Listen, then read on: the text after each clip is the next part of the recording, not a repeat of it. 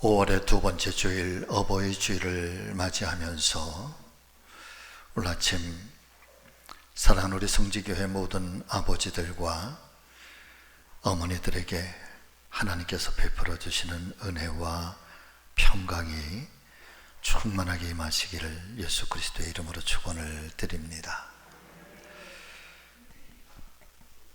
말씀을 드리기 전에 먼저 누군가가 어머니와 아버지를 향한 헌시로서 그 부모로서의 살아오신 삶을 찬하드리고 있는 시를 짧은 시 한 편을 말씀을 드리면서 오늘 하나님 말씀을 전하려고 합니다.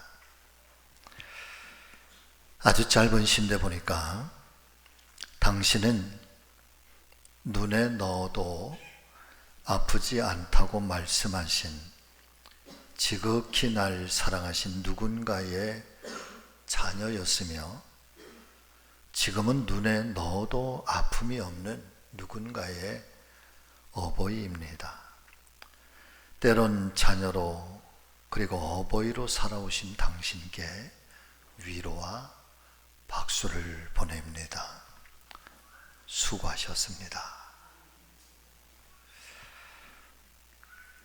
아주 짧은 한 편의 시이지만은 그러나 이 내용 속에 담겨진 마음은 아주 임팩트 있는 아주 강렬한 메시지가 담겨져 있는 것 같습니다. 특별히 마지막 식구인 어버이로 살아오신 당신께 위로와 박수를 보냅니다. 수고하셨습니다. 라고 하는 문구가 가슴에 큰 울림으로 들려오는 것 같습니다. 사랑하는 성도 여러분, 우리나라와 우리 민족은 예로부터 동방예의 지국이라고 불리워지면서 충효 사상과 경로 사상이 유난히 강한 민족이었습니다. 그래서 나와 직접적인 연관성이 없어도 연세가 드신 노인들에 대해서는 가정과 사회의 어른으로서 최선을 다하여 공경하고 그 앞에 예를 갖춤으로써 노인의 어른됨을 높여드리는 참으로 아름다운 전통이 있었습니다. 그런데 현대 사회에 접어들면서 핵가족화가 이루어지고 갑작스러운 사회의 변화가 물결치기 시작하면서 자연스럽게 그리고 어쩌면 가장 먼저 빨리 무너지고 사라지고 있는 문화가 바로 노인과 어르신들을 향한 공경과 존경심을 잃어버리고 있는 것은 아닐까라고 하는 안타까운 현상들을 사회의 곳곳에서 목도를 하게 됩니다. 그러나 어쩔 수 없이 세상의 문화가 그렇게 변해간다고 할지라도 그럼에도 불구하고 이 땅에 존재하고 있는 교회들만큼은 그리고 성도라 일컬음 받는 크리스찬들만큼은 하나님 말씀인 성경이 우리에게 들려주시며 말씀해 주시고 있는 것처럼 하나님의 말씀을 따라 순종하고 하나님의 말씀을 따라 지켜갈 수 있는 귀한 믿음의 성도들이 되어주시기를 진심으로 축복하며 기도합니다. 왜냐하면 말씀을 통해서 역사해 주시는 하나님께서는 세상의 문화와 또 세상의 조류가 아무리 바뀐다고 할지라도 더불어 지난 수천 년 동안 인류의 역사 또 인류의 문화, 문명, 한 나라와 한 민족이 흥망성쇠하는 그런 역사 속에서도 단 한 번도 변하지 않았고 단 한 번도 달라지지 않았던 하나님의 준엄한 말씀이 있다고 한다면 그것은 부모와 자녀의 관계고 사랑하는 남편과 아내와 남편의 관계이고 그리고 자녀들이 부모에게 어떻게 해야 할 것인가라고 하는 이 말씀들은 여러분 변하지도 않았고 달라진 적도 없기 때문에 그렇습니다. 예를 들면 특별히 십계명의 말씀 중에서도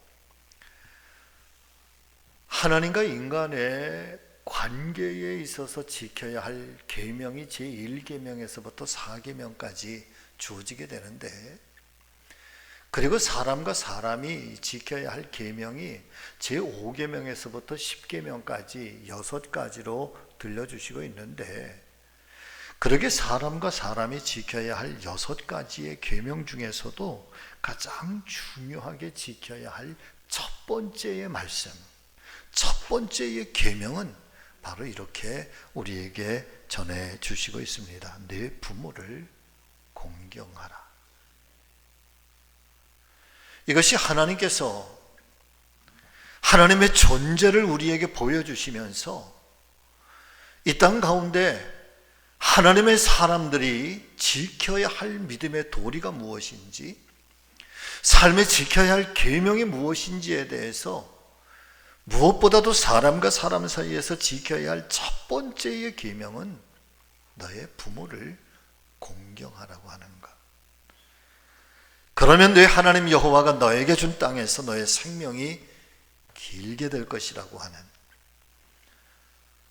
더불어서 또한 신약성경에서 들려주시고 있는 에베소서 6장에 있는 말씀을 보니까 에베소서 6장에서도 이렇게 말씀은 우리에게 증거를 해주시고 있습니다. 자녀들아, 주 안에서 너희 부모에게 순종하라. 이것이 옳다. 너의 아버지와 너의 어머니를 공경하라. 이것은 약속이 있는 첫 계명이니 이로써 내가 잘되고 땅에서 장수하리라. 이 하나님의 말씀들은 문화가 달라진다고 해서, 세상에 천지개벽이 일어난다고 해서, 세상의 조류가 달라진다고 해서, 어떤 나라가 생겨나고 어떤 나라가 사라진다고 해서, 그럼에도 불구하고 단 한 번도 변함없이 우리에게 말씀하시는 것이고, 또 달라지지도 않게 우리에게 전해주시고 있는 말씀이기 때문에 여러분, 간절히 바라고 원하는 것은 교회만큼이라도, 사랑하는 성도들만큼이라도 이 말씀대로 순종하고 말씀대로 살면서 오히려 세상을 아름답게 변화시켜 갈 수 있는 교회와 성도들이 되어 주시기를 예수님의 이름으로 간곡하게 부탁을 드립니다. 더불어서 이 말씀들이 부모를 공경하는 건 내가 권면한다, 내가 부탁한다, 이렇게 하시지 아니하시고 공경하라, 순종하라, 또 지켜라, 이것은 아주 분명한 어조의 명령으로 말씀해 주시는 것을 우리가 살펴보게 되면, 이와 같은 부모 공경은 해도 되고 안 해도 되는 선택의 문제가 아니라 반드시 해야만 되는 필연적인 하나님의 말씀이라는 사실을 여러분 오늘 아침에 다시 한번 저와 여러분들의 이 심령에 잘 새기실 수 있기를 바랍니다. 그런데 최근 몇 년 전에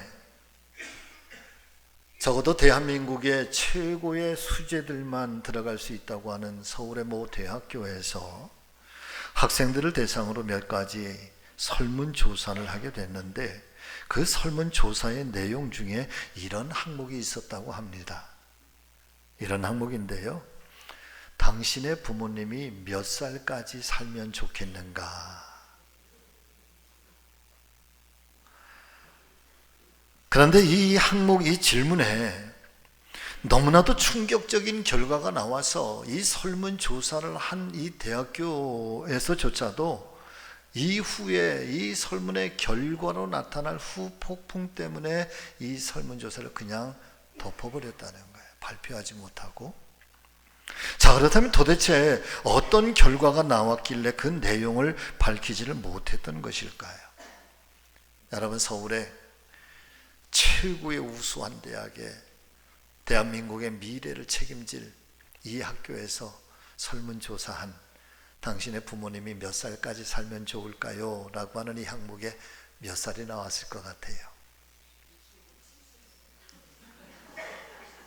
자, 제가 먼저 현재 우리나라의 평균 수명의 도표를 좀 보여드리겠습니다. 2020년 결과인데 보니까 2023년까지 그렇게 큰 차이가 없습니다. 현재 우리나라 사람의 성별 기대 수명 보면 남자분들은 80.5세고 여자분들은 86.5세입니다. 평균 83.78세, 84세 정도가 평균인 거죠. 자, 그런데 이 학교에서 나온 설문조사는 65.4세.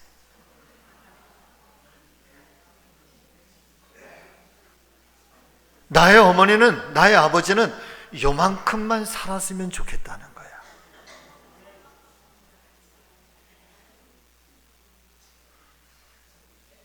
여러분, 그냥 웃은 얘기가 아니라 이게 충격인 거예요. 우리의 자녀들이 어머니, 아버지 오래 살기를 바라지 않는다는 거예요. 그래서 이 65.4라고 하는 이 숫자가 도대체 어떤 의미를 가지고 있는가? 이 숫자 속에 담겨져 있는 이 시대의 젊은 청년들, 적어도 이 나라의 미래를 책임지고 장래가 보장되었다 할 만큼의 우수한 대학교의 이 학생들이 가지고 있는 이 의식이 도대체 뭘까? 65.4라고 하는 숫자적 의미가 뭘까? 그래서 사회학자들이 이들의 심리를 연구했는데 결론은 한 가지예요. 그때쯤 되면 나는 더 이상 부모가 필요하지 않다는 의미라는 거예요. 그래서 대부분 65.4세가 되는 부모의 그 나이에 자녀들의 그 나이가, 그 환경이 어때쯤 될까 했더니 이때는 대학교를 졸업하고 직장을 잡든가 아니면 결혼을 하기 시작하는 때라는 거죠. 그러니까 내가 직장을 잡거나 아니면 결혼을 하면서 이제 새로운 가정을 이루게 되면 나는 더 이상 부모님이 필요하지 않다라고 하는 의미라는 거예요. 거기까지. 부모님의 역할은 거기까지만.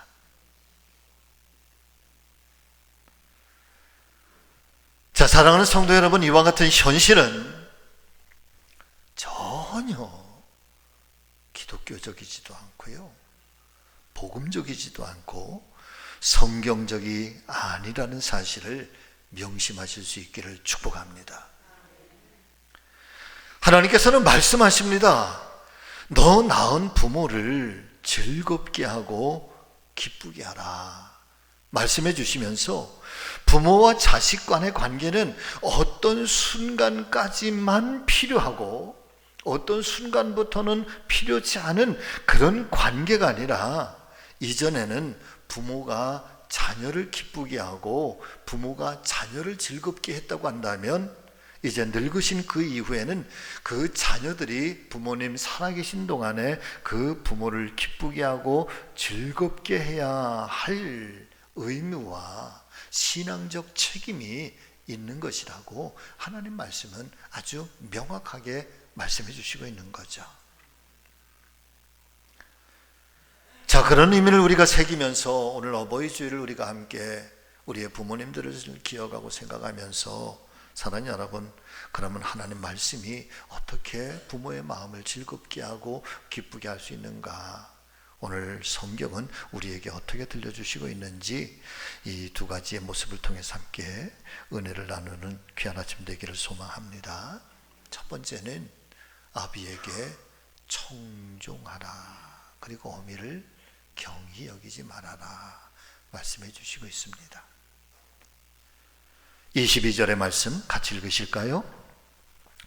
너를 낳은 아비에게 청종하고 내 늙은 어미를 경히 여기지 말지니라.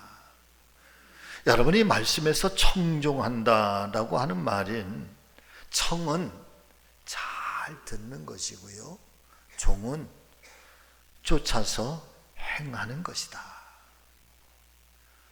그래서 먼저 잘 듣는 것을 잘해야 되고, 잘 들었으면 들려온 그 말씀에 대하여, 그 가르침에 대해서 쫓아서 행하는 것. 그래서 듣는 것과 행하는 것이, 이것이 동시에 함께 동반되는 것을 의미합니다. 자, 그러면 왜 청종하라 말씀하시는 것일까? 부모님이 자녀들보다 더 지혜가 있고 뛰어난 지식이 있기 때문에 그 말씀 앞에 청종해야 되는 것일까요? 그러면 좋겠지만 사실상 하나님께서 말씀하시고 있는 이 청종하라라고 하는 말씀 속에는 물론 여러 가지 의미와 의도가 담겨 있는 말씀이겠습니다만은, 그런데 이상한 것은 성경은 그 외의 것들에 대해서는 일체 침묵하고 오롯이 한 가지만 이야기를 해. 한 가지만 이야기를 해. 유일하게 이것 하나면 족하다는 거야. 왜 청종해야 되는지 이 이유 하나면 족하다.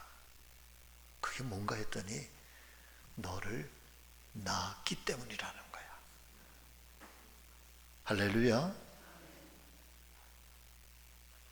너를 낳은 아비에게 라고 말씀하시면서 그 아비가 지혜로운지, 그 아비가 삶의 경험이 많은지, 그 아비가 뭘 어떤 능력을 가졌든 그거에 대해서는 일체 침묵하고 오직 한 가지, 내가 이 땅 가운데, 이 세상 가운데 내가 존재할 수 있도록 내 존재의 뿌리, 내 존재의 근원이 되기 때문에 너를 낳아주셨다라고 하는 이 이유 하나만으로도 족하다는 거야.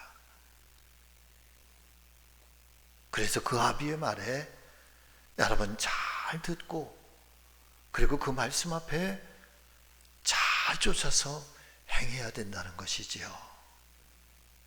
할렐루야.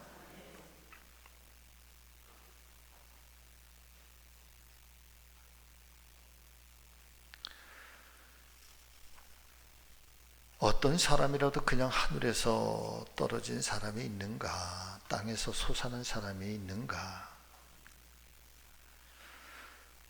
다시 한번 말씀을 드리지만은 청종하라는 이 말씀에 대해서 권면하거나 부탁하는 말씀도 아니라 하나님께서 준엄하게 명령으로서 말씀하고 있다는 사실을 우리가 새겨본다고 한다면, 여러분 오늘 이 특별히 가정의 달에 아버지를 생각해보고 또 어머니를 우리가 돌이켜보면서 마음에 새겨보면서 오늘 이 말씀이 여러분 우리의 가슴에 잘 새겨지시고 이 말씀이 우리에게 믿음이 되고 이 말씀이 우리의 삶이 될 수 있기를 예수님의 이름으로 축원을 드립니다.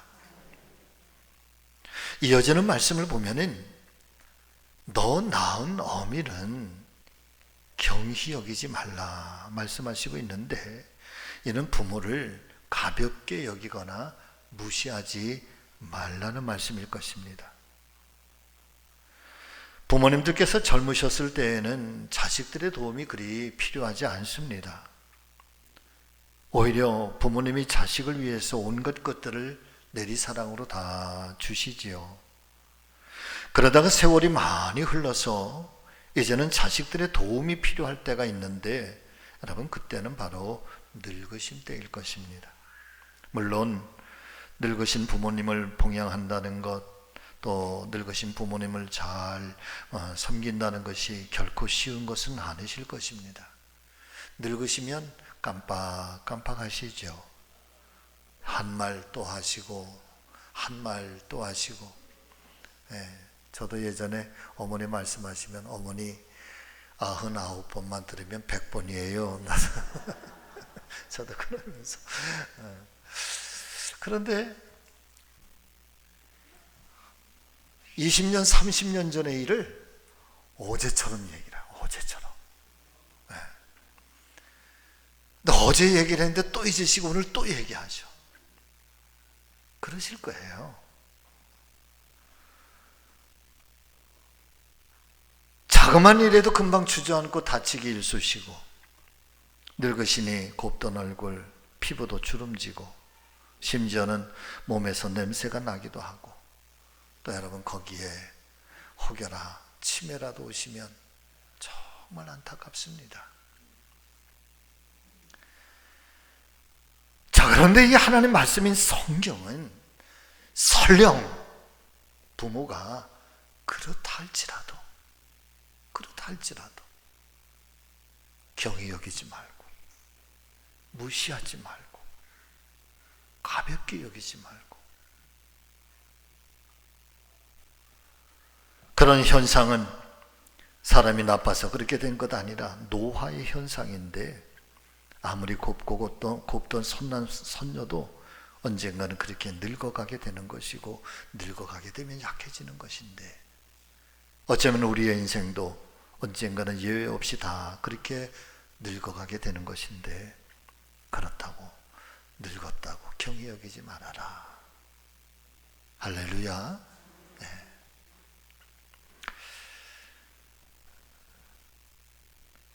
두 번째는 굉장히 중요한 말씀을 우리에게 던져주시고 계십니다. 성경은 부모님이 살아오신 그 인생의 길을 즐거워하라.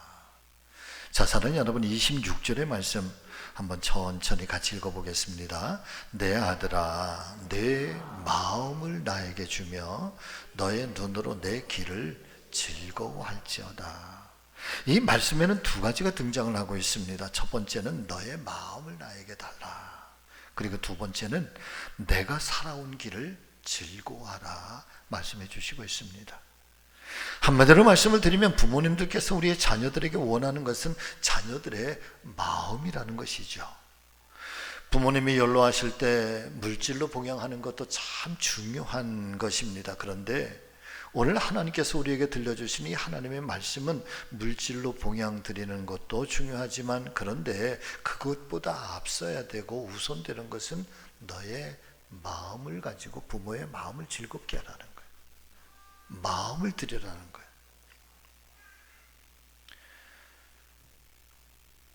물질적으로는 잘 해드리는데, 여러분 사실은 부모님께 마음이 먼 경우가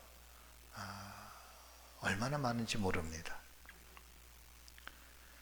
부모와 자식 간의 마음이 멀어지는 것보다 더 섭섭하고 외로운 것이 없다고 말씀하십니다.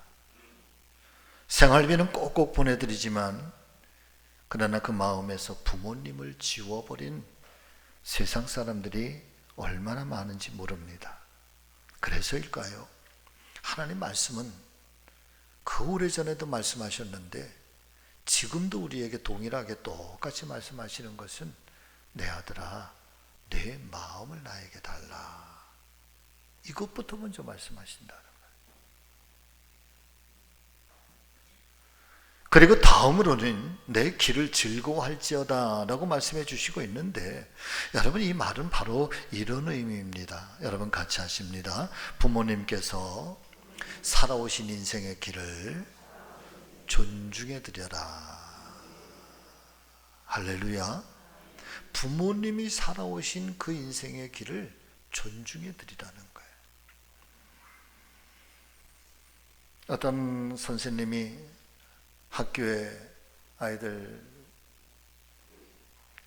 이제 중학생, 고등학생들이니까 지금 한참 사춘기와 청소년기를 보내는 아이들인데, 아이들이 고민이 굉장히 많아요. 아이들도 삶이 굉장히 진지하고 굉장히 고민이 많은데, 그런데 이 아이들이 이런저런 상담을 하면서 이야기할 때에 자기들의 부모님들을 향한 원망과 불평이 참 많답니다. 굉장히 많답니다. 그러면서 꼭 끝 마무리쯤에 아이들이 그 불평과 원망 끝에 하는 얘기가, 이 이야기가 꼭 한대요. 많은 아이들이 그런데요. 그러면 왜 나를 낳았어? 왜 나를 낳았어? 내가 태어나고 싶어서 내가 태어났나? 자기들이 좋아서 나를 낳고, 나를 낳았으면 책임져야 될 거 아니야. 요즘 아이들의 생각이 여러분 그렇다는 거예요. 자, 그런 마음들을 가지고 이제 성장을 하고 뭐 대학을 가고 좋은 직장을 잡고 결혼을 하고 그러면서 이 사회의 어엿한 주인공으로 살아가면서 여러분 경제적으로도 얼마나 부유해졌습니까? 문화적으로도 얼마나 문명적으로 얼마나 살기가 편해졌습니까? 공부도 할 만큼 했지요. 사회적으로도 누리고 또 소유하고 있는 것도 적절할 겁니다. 자, 그런 속에서 이제 부모님들을 한번 생각해 보면 여러분 우리의 부모님들의 이 선대의 삶은 이 자녀들이 어떻게 이해가 되겠는가 말이에요. 전쟁의 시대가 어떻게 이해가 되겠는가 말이에요. 굶고 양말을 꿰매 신고 옷 한 벌을 가지고 수십 년을 살았다고 하는 것이 이 시대의 이 젊은 사람들에게, 이 미래의 사람들에게 그것이 어떻게 설득력이 있겠는가 말이에요. 저는 지난주에 이무현 목사님 오셔서 말씀 중에 그 대목에서 너무너무 은혜를 받았어요. 요즘 아이들은요 머리를 그냥 가만히 안 둔대. 볶았다가 풀었다가 볶았다가 풀었다가 10만원 8만원 10만원 8만원. 이야,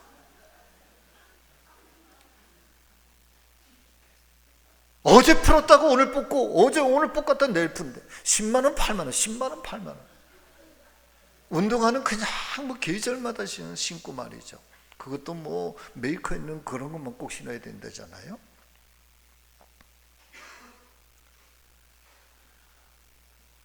그러니 우리의 그 선대의 부모님들이 일제시대를, 강점의 시대를 이름을 잃어버리고 전쟁의 참호감 속에서, 저 어제 어떤 장로님하고 이야기 나누는데 그런 말씀들이 이해가 되더라고요. 전쟁 나고 피난을 가는데 절대로 가족들이 다 뭉쳐 있으면 안 된다는 거야. 뿔뿔이 다 흩어져서 다녀야 된다는 거야. 왜?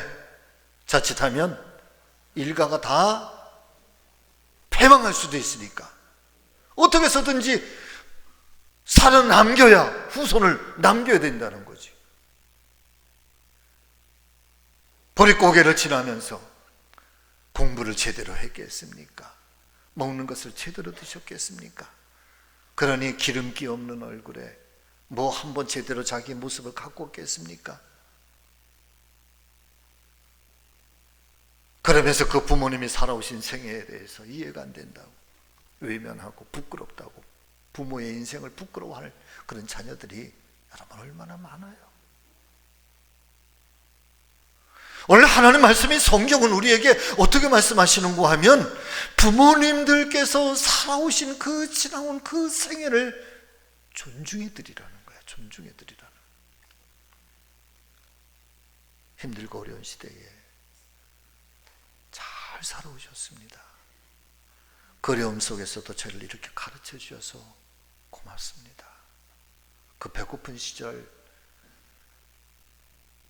저에게 가르치시고 입혀주시고 그 고마움에 대해서 여러분 그 아버지의 생애, 어머니의 생애 높여드리라는 거예요. 할렐루야. 네. 링컨은 세계에서 제일 훌륭한 인물이라고 그러잖아요. 그의 아버지가 구두수선공이셨대요. 너무 가난해서 링컨은 초등학교를 졸업을 못했어요. 중퇴예요. 그런 사람이 미국의 대통령이 됐어요. 그래서 처음으로 상원회의에 가서, 상원에 가서 첫 번째 대통령이 되고 난 후에 첫 번째 연설을 하러 갔는데 그 상원들은 대부분 미국의 귀족들이잖아요. 남부의 귀족들. 그 상원의원 중에 한 사람이 딱 나와서 여러분 큰 소리로 이렇게 링컨을 향해서 이야기하더래요.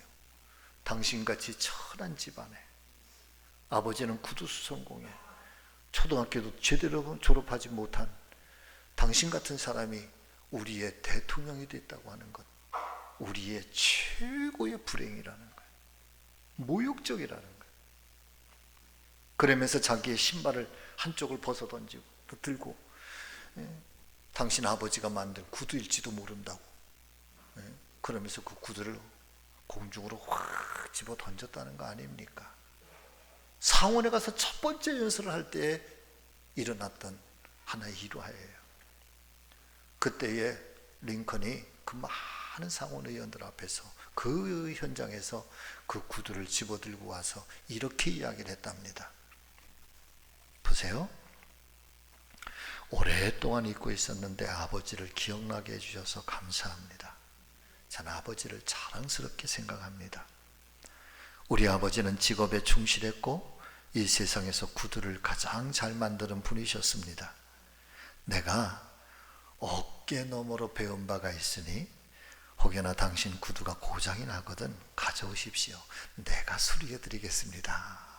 그랬다는 거예요. 이 이야기를 들은 그 자리에 있었던 상원의 그 많은 귀족들, 의원들이 다 기립해서 여러분 링컨을 향하여 박수를 쳤다는 거 아닙니까? 사랑 믿음의 성도 여러분, 부모님께서 살아오신 그 인생을 자랑스럽게 여기시고 그분이 살아오신 그 길의 삶의 교훈을 삼아 오늘을 살아가는 믿음의 지혜가 되기를 예수님의 이름으로 축복합니다. 그럴 때 그 마음이 즐겁다, 그 마음이 기쁨을 드릴 수 있다는 것. 말씀을 마치겠습니다. 이 세상에 늙어지셨다는 사실 하나로 즐거움과 기쁨을 잃어버리고 사는 부모님들이 많이 계실 것입니다. 자녀가 부모 늙으셨다고 부모의 말씀에 청종하지 아니하고 늙으셨다 경히 여기고 그래서 부모의 눈에 눈물을 흘리게 하는 세상 자녀들도 참 많습니다. 그러나 하나님을 믿는 성도들인 저와 여러분들께서는 말씀에 따라 세상 풍조에 떠밀려 가지 말고 오직 주의 말씀을 축복이 약속된 이 말씀대로 부모의 마음을 즐겁게 하고 기쁘게 해드리심으로 하늘과 땅에 복을 누리면서 살아가는 그런 복된 가정들, 복된 생애들 다 되실 수 있기를 예수님의 이름으로 축복드립니다. 기도하겠습니다.